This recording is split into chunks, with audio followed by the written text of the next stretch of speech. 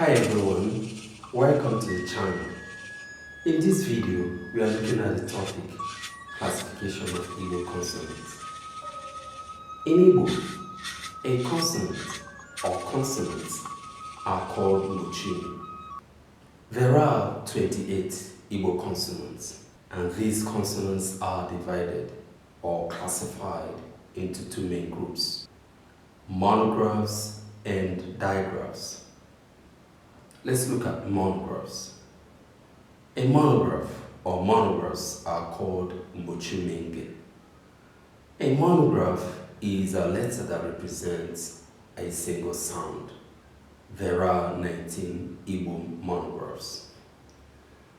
On the other hand, we have digraphs. Digraphs are called mbochumengbe.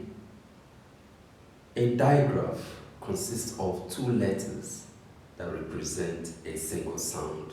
There are 9 Igbo digraphs. Our Igbo teacher will show us how to pronounce them. Ọ bụ eziokwu.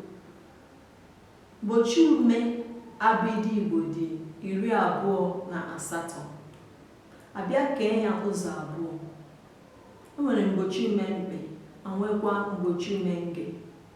Mgbochiume mkpe dị 9. Ha bụ che, gbe, ghe, gwe, kpe, kwe, nwe, nye, shi.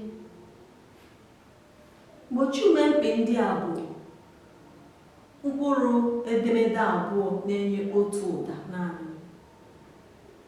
Nke ọzọ bụ mgbochiume nge. Ndị a bụ mkpụrụ edemede kwụrụ onwe ha na-enyekwa otu ụda. Ha dị 19. Ha bụ bi, di, fi, gi, he, ji, ke, le, me, ne, pi, ri, si, ti, vi, wi, ye, zi.